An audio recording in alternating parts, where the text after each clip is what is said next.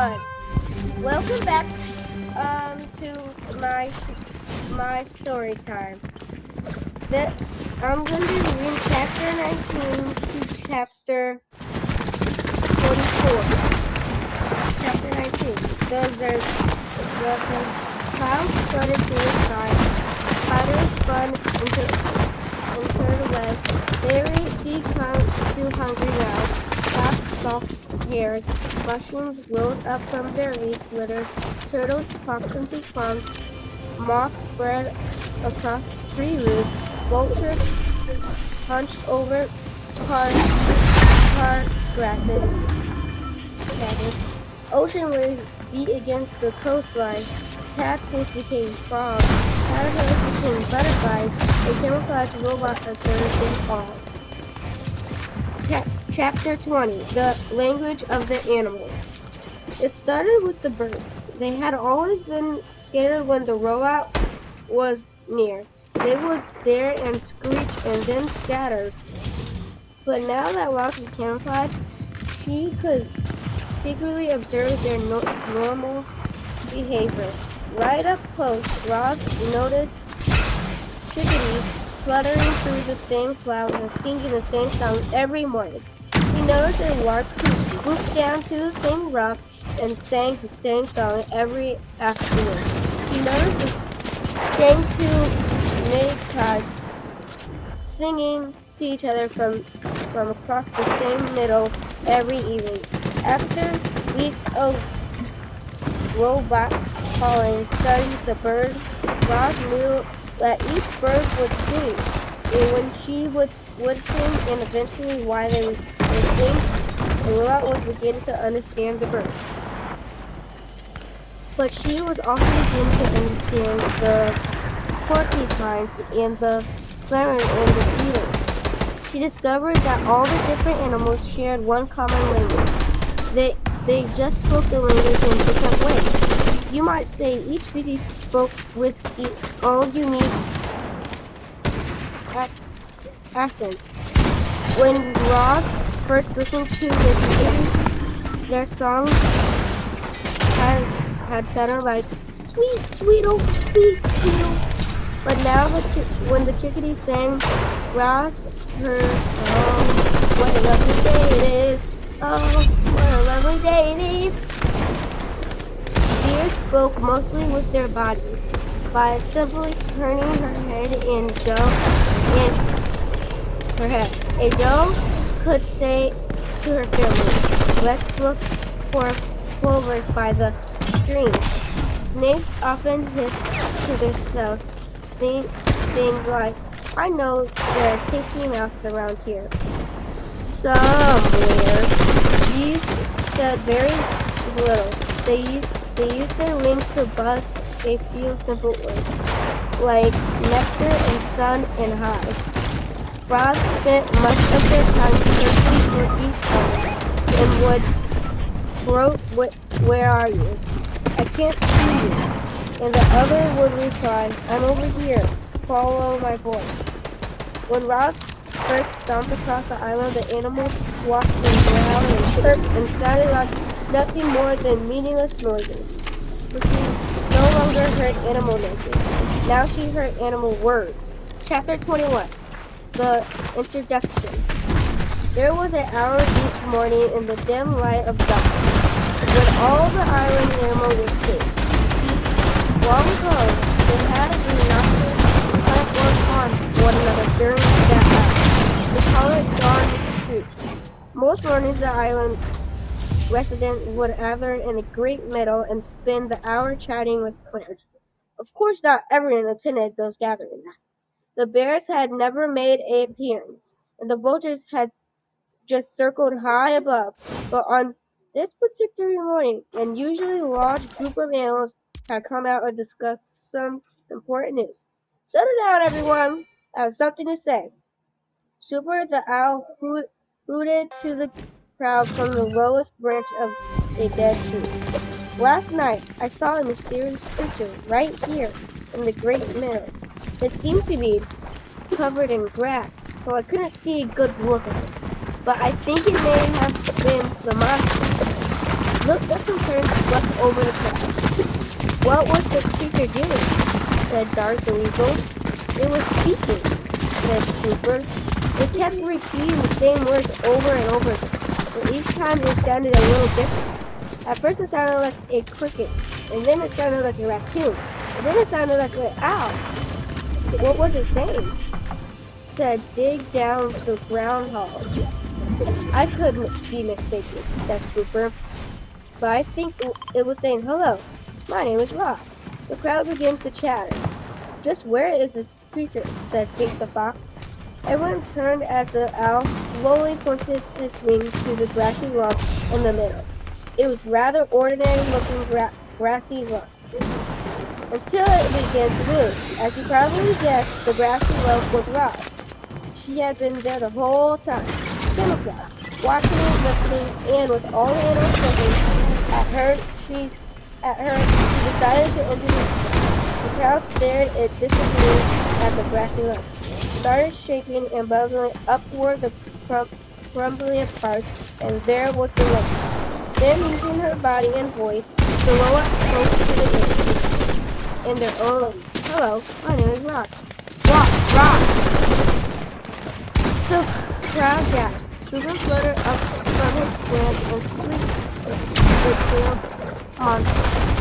I'm not a monster, said Ross. I am a robot. A flock of squirrels suddenly took off. Leave us alone, squeaked Dart as he crouched low in the grass. Return to whatever horrible place you came from. I come from here, said Ross. I spent my whole life on this island. Why haven't you spoken to us sooner? Screeched the owl from higher up in the tree. I did not know the animal language until now, said the robot.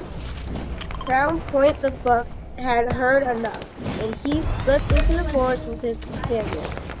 So what do you want from us? Growled Pink. I have observed that different animals have different ways of surviving, said the robot.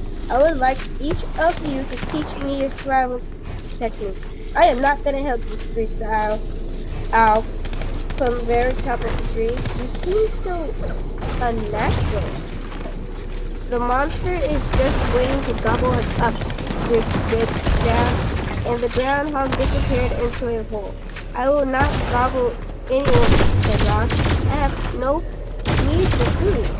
You don't need food? Relax, David. Well, I need food and blackness. Why don't you make yourself useful and find me some food? What would you like me to do? Said Ross. Can you hunt? The fox smiled at a pair on the far side of the gap. It's almost time for breakfast. I cannot hunt, but I could gather berries. The fox smiled and disappeared. Berries? I'm hungry for meat, not berries. Good luck to you, Ross. You got a needle. And the fox trotted away. Ross looked up at the tree, but the owl had gone. And when the robot looked down again, she realized that everyone else had gone too. Chapter 22. The New Word. The new word was spreading across the island. The word was Ross. Everyone was talking about the robot, and they wanted nothing to do with it. I don't think I ever to know that Ross is on the front. I hope Ross came across stuff and it lasts ever. There's no Ross right now. Let's get out of here. Ross wandered the island, covered in dirt and green browning things, and everywhere she went, she heard unfriendly words.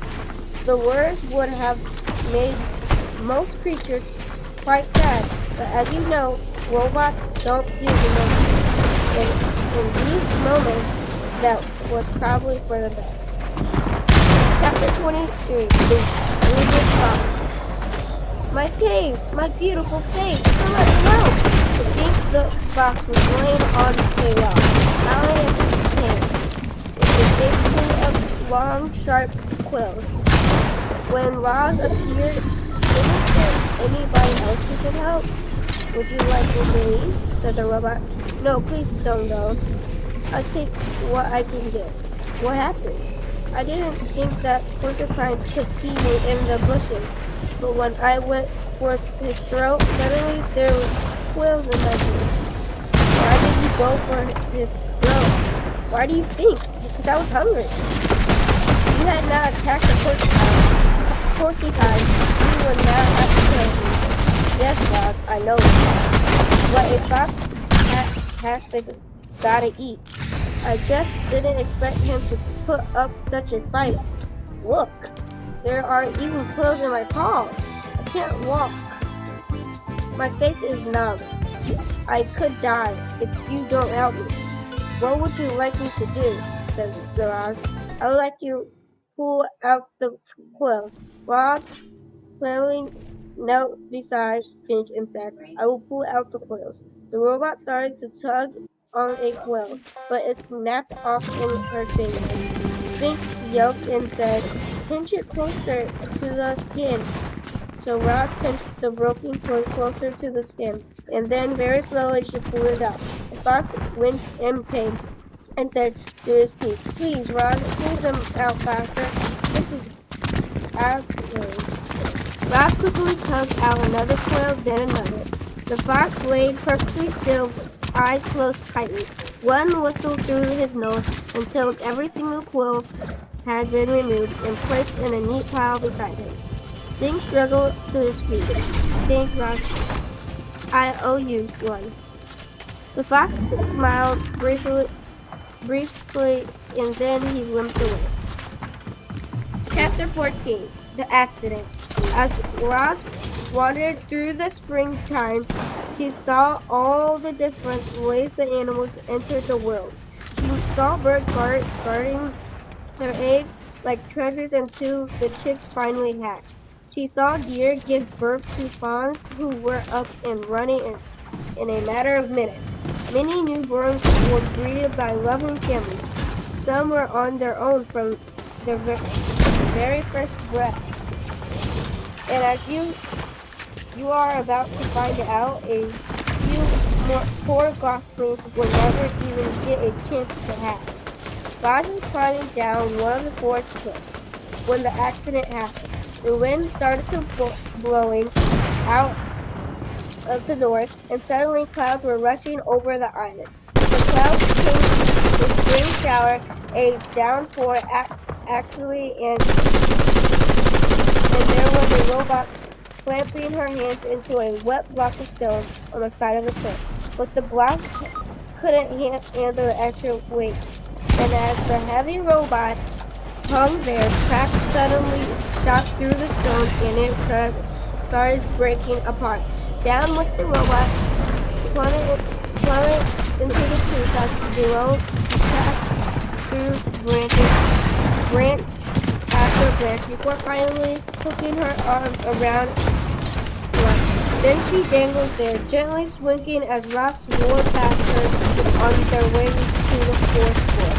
When she dust settled, Roz slid down the tree trunk. The ground was littered with broken rocks and splinters, wood and clumsy scrubs, and within all the rubble was a goose nest that had been torn to shreds. 2 dead geese and 4 snapped eggs lay among the carnage. Roz stared at them with softly glowing eyes, and then clicked deep inside her computer brain. Roz realized she had caused the death of an entire family of geese. See and like and subscribe!